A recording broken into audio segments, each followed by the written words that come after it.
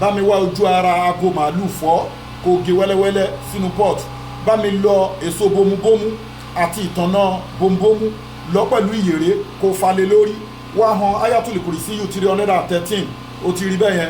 Ayatul kursiyu 313 bó ṣe máa fọ ojú ti là, ó ti yé sí bó ṣe máa fọ ni. O máa ti wá bóòlù kan wá bomi sí wọ̀nba, wàá ju àwọn tíra yìí sí, ó máa peel, tó bá ti peel tán wàá fún pépà yẹn wàá sọ́lẹ̀, ọ̀ǹtún ti dúró nìyẹn, ó ti yẹ sí ẹ ti rí ọ̀ǹtún ti dúró nìyẹn.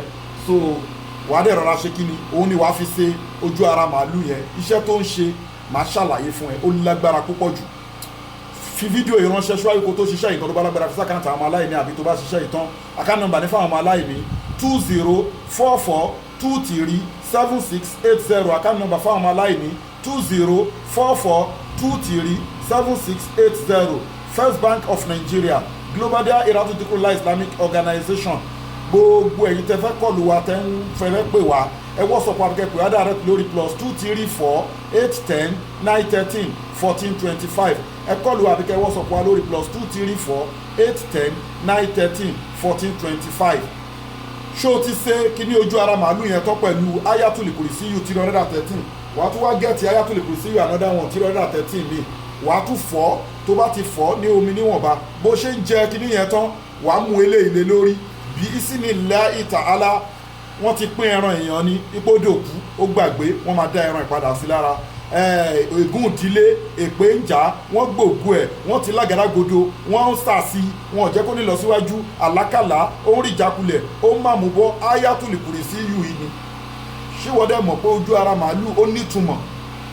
Màálù fúnra rẹ̀ ó nítumọ̀. Odidi súra nínú Al-Qur'ani, Suratul Baqara, ó gẹ́tì ẹ̀, ìmọ̀ ọjọ́ míì ni. Fi fídíò ìránṣẹ́ káwọn èèyàn jàǹfààní ẹ̀, ó lágbára púpọ̀ fún nǹkan tó ń jẹ́ pé ẹ̀mí òkùnkùn ń dàyàn láàmú. Ṣẹ̀dẹ̀ mọ̀ pé odidi Suratul Baqara tẹ́lẹ̀ náà ó kọ àwọn ẹ̀mí òkùnkùn ni. Ká má wá sọ̀rọ̀ fáàsì tó wá lọ wà ń bẹ̀ 255 ayatul kursiyu the throne verse, bá a ṣe tún lò nìyẹn. Ìmọ̀gùn lọ ni wà máa ń tí tún minal ilmi illa qalila. Tó bá ti ṣe wàá rí pọ́nù abẹ̀rẹ̀ sí ní ńlá, inú abẹ̀rẹ̀ sí ní dùn, ayọ̀ abẹ̀rẹ̀ sí ní máa kún bí isinillahi ta'ala. Gbogbo ẹ̀yin tẹ́ bá nípe ní níjà ẹ kọ́ńtàtì Sheikh Afagba International Limited, bẹ́ẹ̀ ni lórí +234-810-913-1425. àwọn product wa ní caterpillar, transformer, miracle leaf, memory booster, bulldozer melt fibroid.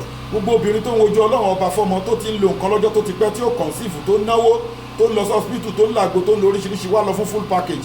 Ìwọ ọkùnrin tó pé nǹkan ọmọkùnrin ò fẹ́ ṣe déédéé mọ́ tó rí bákan, contact wa weak erection, quick ejaculation, low sperm count, premature ejaculation, gbogbo àwọn nǹkan bẹ́ẹ̀ yẹn, ajíra, arẹmọ, ìdákọ́lẹ̀, aróbòsà, aróbòkú, gbogbo àwọn nǹkan bẹ́ẹ̀ yẹn lórí nǹkan ọlọ́mọkùnrin, ẹ contact wa wá lọ fún full package. ẹni tó wà lórí àìsàn ọlọ́jọ́ pípẹ́, cancer, diabetics, asthma, lumbar disc herniated, lower back pain, gbogbo àwọn nǹkan bẹ́ẹ̀ yẹn contact wa full package wà. Gbogbo àwọn àìsàn yìí la dẹ̀ sọ fún yín pé kí ni àwọn ẹ̀mí òkùnkùn náà ní duplicate ẹ̀, bẹ́ẹ̀ ni original àìsàn wà, àmọ́ tó bá ti ń lo oògùn sáìsàn yẹn tí ò bá ti gbọ́, treat ẹ̀ with spiritual. Ẹlẹ́kejì, tó bá ti lọ sí hospital tí ò bá ti sí medical reason tí wọ́n ní pé ó wà okay, tí wọ́n dẹ̀ rí pé ó wà okay, ó ti mọ̀ pé yàtọ̀ka bá tó wù ṣe ìtọ́nu minal mass, ẹ̀mí òkùnkùn ti ń fọwọ́ kan ẹni yẹn.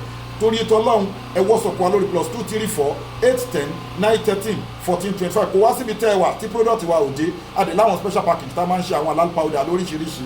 àyètò ọ̀ǹtún ni fm ọ̀ǹtún ni odidi àlùkùránì lọ̀rọ̀ ẹgbà ni, yàsín lọ̀rọ̀ ẹgbà ni, ọ̀ǹtún lóríṣiríṣi tí ò sí rújú.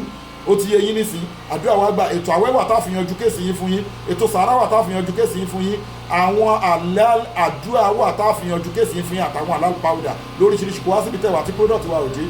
Tẹ́ bá wo page wa ẹ̀rì báyìí sẹ́ndì kan sí Canada, America, káàkiri gbogbo àgbáńlá ayé. We are using the best logistics in the whole world, GIG and DHL la máa ń lò fún méjèèjì, even local. Kò síbi tẹ́ wà, a máa sẹ́ndì ẹ̀sìn wọn á gbé fún yín ni. Bismillah ta'ala, àdúrà wa gbà o. Gbogbo èyí tó bá wù kó jẹ́ ìpèníjà both natural and spiritual problem, ẹ contact Sheikh Afagba International Limited under Global Dahiratu Dhikrlahi Islamic Organization. Fi fídíò ìránṣẹ́ ayatul kursiyu, má fi ṣeré. Wọn ò bá ti pín ẹran èèyàn, wọn ò bá ti ṣe whatever pẹ̀lú èèyàn, wọn ò jẹ́ kó rògbò ẹ̀ lónìí, ègún ìdílé níbo níwájú throne verse. Ó máa tú lẹ́sẹ̀kẹsẹ̀ tí wàá máa bẹ̀rẹ̀ sí ń gbé nǹkan dáadáa ṣe ni. Bó ṣe wà yẹn tó bá rọ̀ ẹ́ lọ́rùn, mọ́ bí àwọn alápàdà kan máa bá ẹ gẹ́ẹ̀tì ojú ara màálù, ó lè mọ ṣe lọ́sẹ̀ọ̀sẹ̀. Torí pé kí ni ogun tó ń ja èyí ó ti pẹ́ tó ti ń bọ̀, mọ́ ṣe lọ́sẹ̀ọ̀sẹ̀ ni wàá fi tètè rí changes. Ó dẹ̀ lè jẹ́lẹ̀ kan náà, kò sí wàhálà. ṣùgbọ́n bó bá ṣe lágbára sí ni ó wà effective gidi. Inna li izzata lillahi jami'a, gbogbo agbára ọlọ́run ọba ló ní o. Má sálámù wa ilà lìkọ́ yìí.